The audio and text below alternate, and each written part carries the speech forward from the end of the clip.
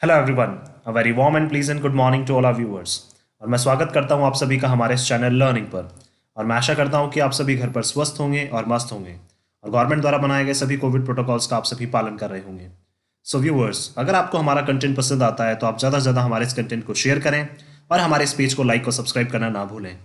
आप हमसे हमारे टेलीग्राम चैनल पर भी कनेक्ट हो सकते हैं, जिसका लिंक हमारे डिस्क्रिप्शन बॉक्स में दिया हुआ है।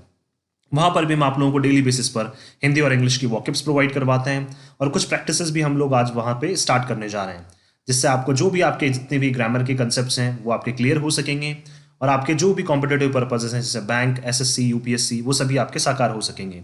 सो विजिट करना ना भूलें आप हमारे टेलीग्राम चैनल को। सो आज के इस एडिटोरियल को स्टार्ट करने से पहले जो कल हम लोगों ने एडिटोरियल डिस्कस किया था उस बेसिस पर आप लोगों के लिए दो क्वेश्चंस हैं, दो वर्ड्स हैं जिसे कल हम लोगों ने पढ़े थे। एक था टेंटर हुक्स, एक था टेंटर हुक, एक था डिस्क्रेशन। तो आपको ये बताना है कि ये ग्रामर का कौन सा कंसेप्ट है, नाउन है, प्रोनाउन है, एडजेक्टिव है, एडवर्ब है या वर्ब है।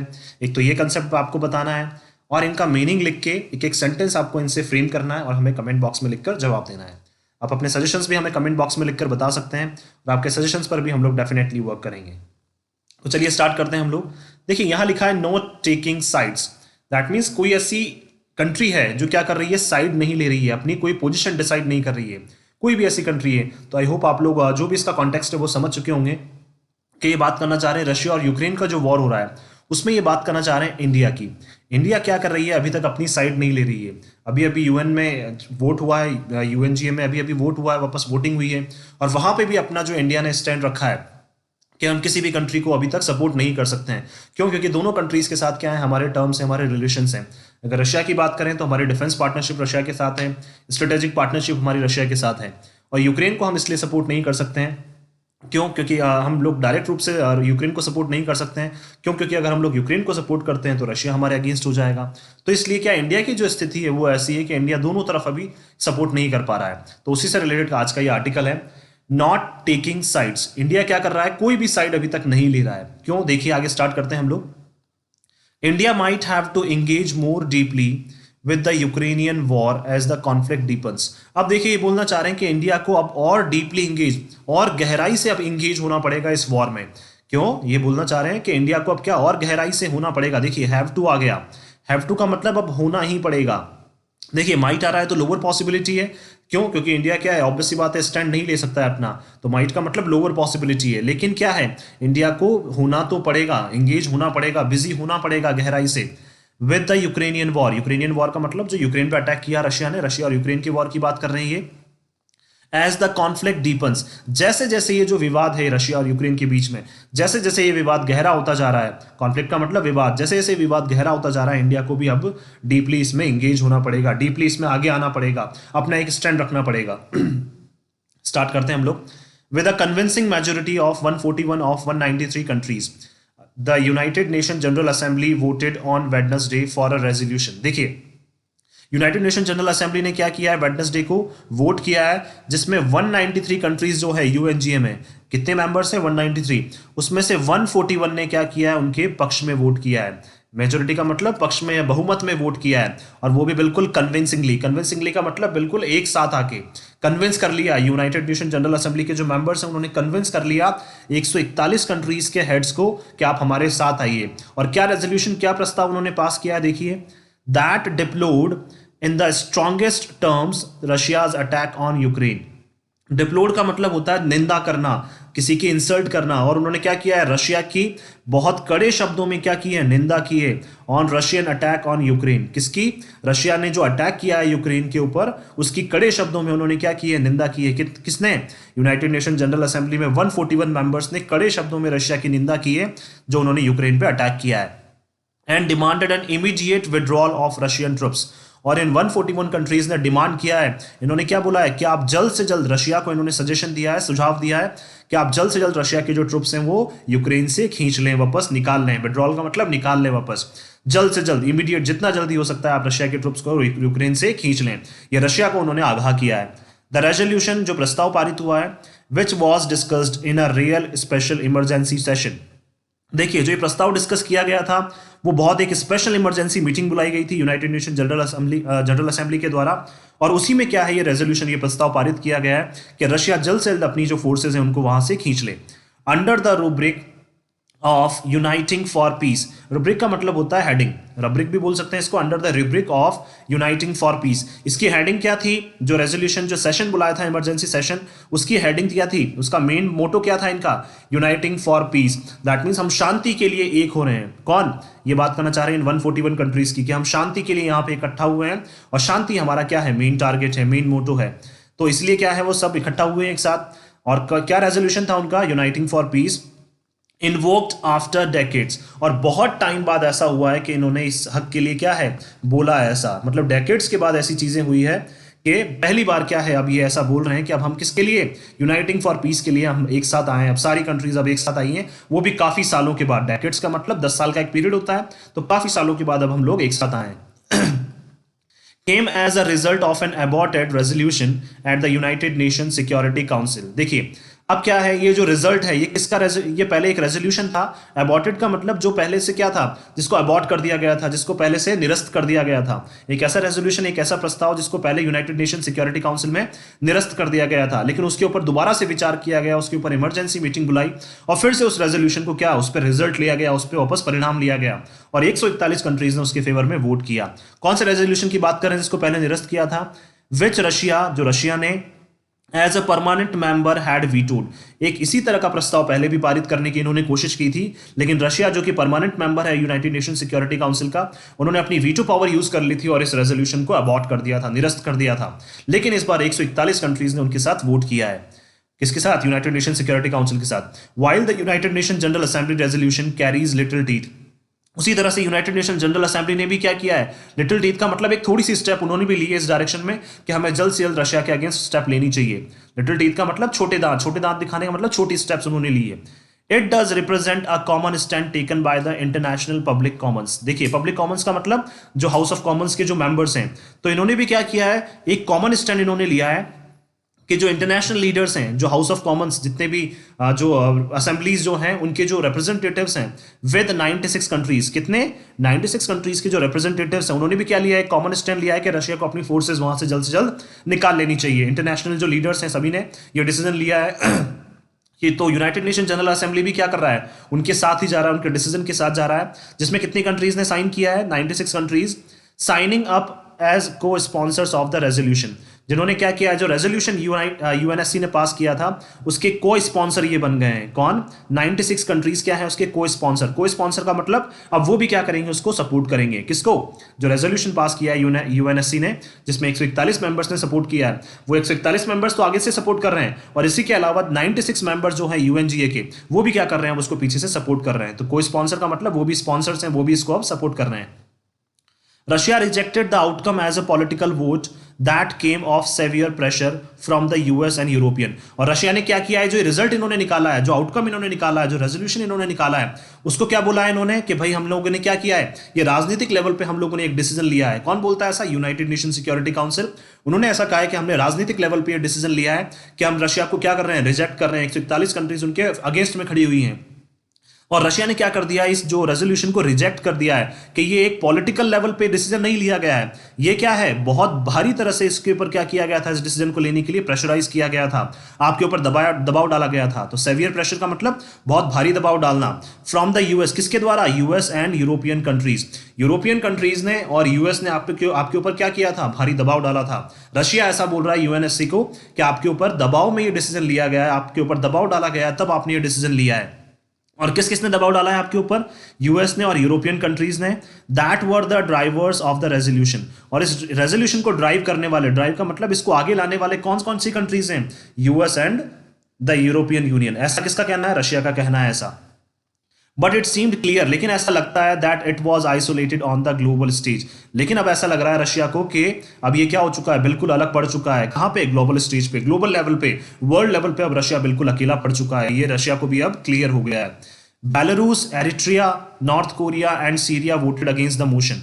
जो रेजोल्यूशन पास किया गया जो रेजोल्यूशन पास किया गया है उसके अगेंस्ट कौन कौन सी कंट्रीज ने वोट किया है, देखिए बेलारूस ने, Eritrea, north Korea and Syria. इन्होंने क्या किया है, जो रेजोल्यूशन पास किया गया है रशियन फोर्सेस को वहां से जल्द हटाने का यूक्रेन से, उसके अगेंस्ट में वोट किया है इन चारों कंट्रीज ने। And 35 sorry and 35 including India, और 35 कंट्रीज ऐसी हैं जिसमें इंडिया भी एक है। एब्सटेंड का मतलब जिन्होंने कोई भी डिसीजन नहीं लिया है, कोई भी साइड नहीं ली है, ना तो उन्होंने यूक्रेन की साइड ली है ना उन्होंने रशिया की साइड ली है, और उसमें इंडिया भी एक है। While the resolution also decried the Russian decision to recognize Donetsk and Luhansk as independent states। और देखिए इस रेजोल्यूशन में एक चीज और की गई है, इन्होंने क्या किया है, डिक्राइड का मतलब इन्होंने बताया है, ये क्या किया है, ग्लोबल लेवल पे इन्होंने बताया है कि जो रशिया का डिसीजन है क्या करने का, रिकॉग्नाइज, पहचान दिलाने का, किसको, डोनेट्स्क को और लुहानस्क को एक इंडिपेंडेंट, क्या है, एक इंडिपेंडेंट गवर्नमेंट की तरह, एक इंडिपेंडेंट स्टेट्स की तरह, किस किस को रशिया ने अपने अकॉर्डिंग रिकॉग्नाइज करवा दिया था कि अब से डोनेट्स्क और जो लुहांस है वो क्या करेंगे, अपने अकॉर्डिंग काम करेंगे।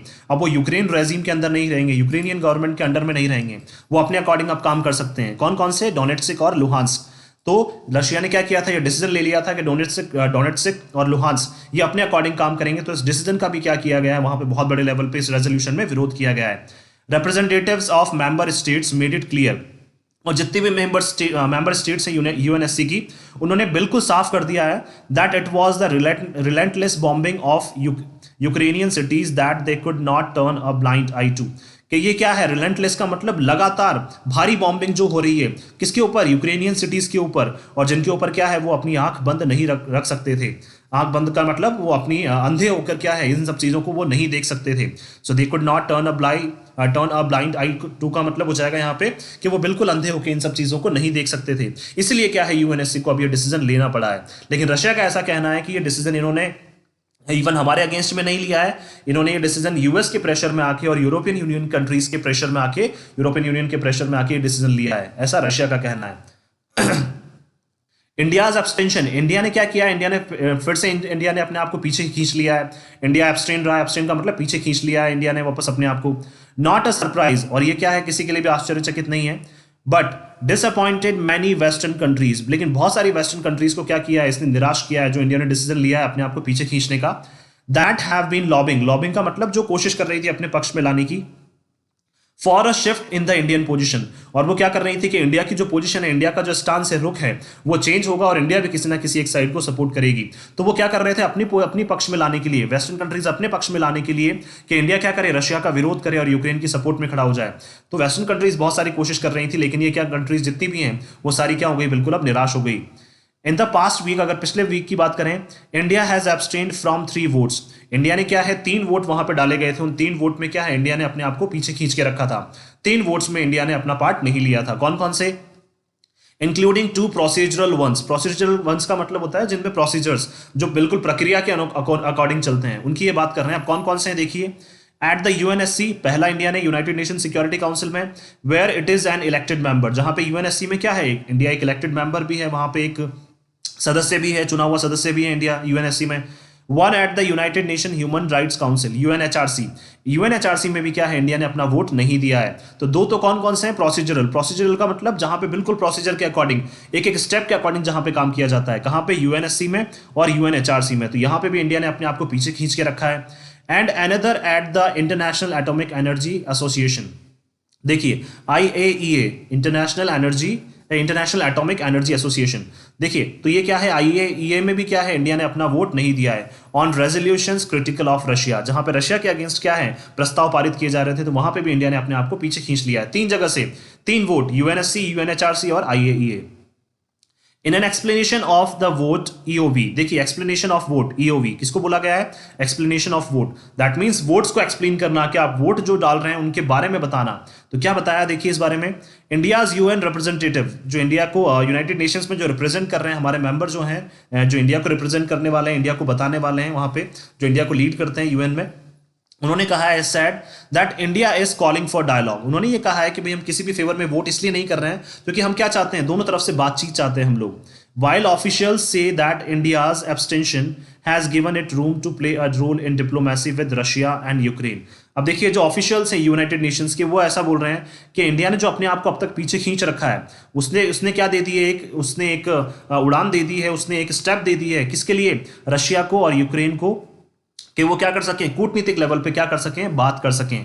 ऐसा ये बोलना चाह रहे हैं यहाँ पे कि इंडिया क्या चाहता है अपनी डिप्लोमेसी, अपनी कूटनीति बनाए रखने के लिए किस किस के साथ, दोनों कंट्रीज के साथ, रशिया के साथ और यूक्रेन के साथ, दोनों कंट्रीज के साथ अपनी कूटनीति, अपनी डिप्लोमेसी बनाए रखने के लिए, अपने संबंधों को बनाए रखने के लिए इंडिया कोई भी स्टेप नहीं ले रहा है। ऐसा कौन बोल रहे हैं? ऑफिशियल्स। लेकिन वो सब ऑफिशियल्स ऐसा बोल रहे हैं कि इंडिया को अब स्टेप कोई लेनी चाहिए, लेकिन सभी कंट्रीज कोई ना कोई स्टेप अब ले रही हैं।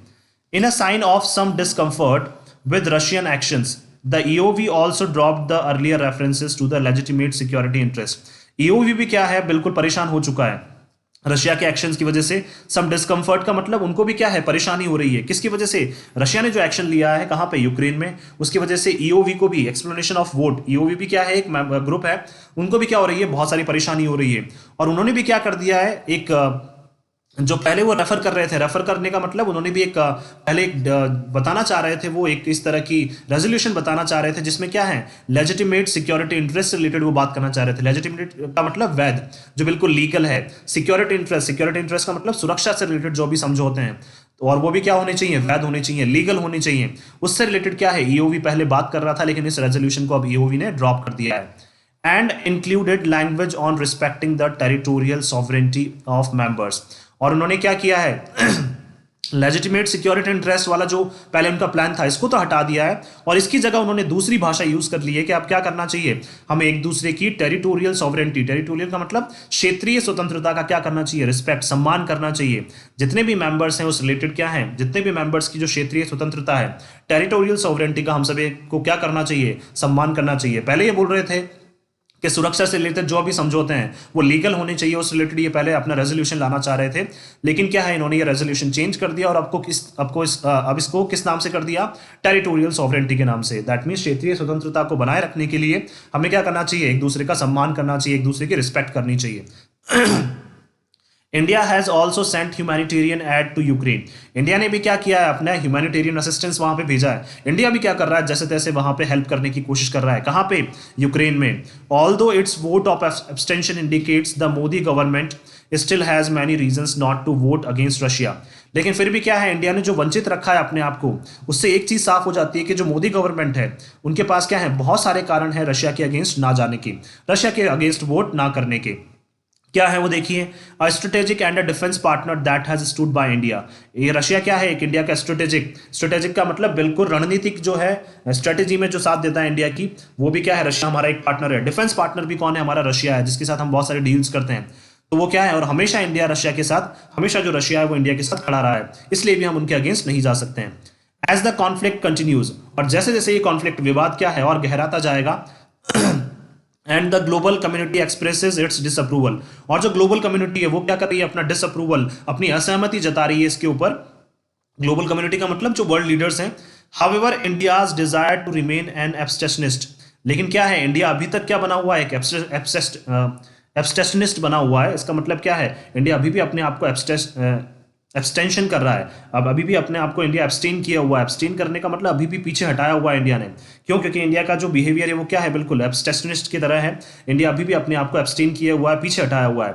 सो India's desire to remain an abstentionist power is being called into question, और इसीलिए क्या है, इंडिया के ऊपर बार बार क्वेश्चंस अराइज हो रहे हैं, क्वेश्चंस पूछे जा रहे हैं कि भाई क्यों आप अपने आप को एब्सटेन कर रहे हैं, क्यों आप कोई डिसीजन नहीं ले रहे हैं अपने ऊपर, मतलब क्यों अपने किसी भी साइड को आप फेवर नहीं कर रहे हैं। लेकिन इंडिया के पास भी क्या है, प्रॉपर रीजन है इन सब चीजों को करने के लिए।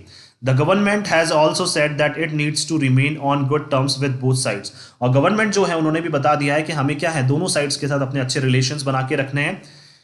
As its primary focus remains the safe exit of Indians. क्यों? क्योंकि हमारा जो मेन फोकस है, हमारा मेन मुद्दा क्या है कि हम क्या करें, जितने भी इंडियंस दोनों वहां पे हैं यूक्रेन में, उनको वहां से बाहर निकालना हमारा मेन फोकस है, और दोनों साइड्स के साथ रिलेशन बनाए रखना भी हमारा मेन फोकस है। फ्रॉम द कॉन्फ्लिक्ट जोन, कहाँ पे, जहां पे भी विवाद चल रहा है, जिस जिस एरिया में विवाद चल रहा है, वहां से हमारी पहली प्रायोरिटी जो है वो इंडियंस को सेफली वहां से निकालना है। वाइल इवैक्यूएटिंग इंडियंस, इवैक्यूएटिंग का मतलब वहां से निकालना, और जब तक हम लोग इंडियंस को निकाल रहे हैं, इज एन इंपॉर्टेंट प्रायोरिटी, हमारे लिए क्या है, प्राथमिकता क्या है हमारे लिए, इंडियंस को वहां से सेफली बाहर निकालना। It can not be India's only focus in this crisis given it's aspiration for global leadership. देखिए, लेकिन ये क्या बोलना चाह रहे हैं कि आप वहां से इवैक्यूएट तो कर रहे हैं, लेकिन आपका जो ओनली फोकस है वो इस क्राइसिस पे ही नहीं होना चाहिए, ठीक है। दैट मीन्स वो क्या बोलना चाह रहे हैं कि हम जो इंडिया का ये स्टैंड है कि हम क्या है क्राइसिस पे तो ध्यान दे रहे हैं, लेकिन हम क्या है पूरी तरह से क्राइसिस पे ध्यान नहीं दे सकते। हमारी मेन प्रायोरिटी क्या है, हमारे सिटीजन्स भी तो हैं, उनको भी तो हमें वहां से जल्द बाहर निकालना चाहिए।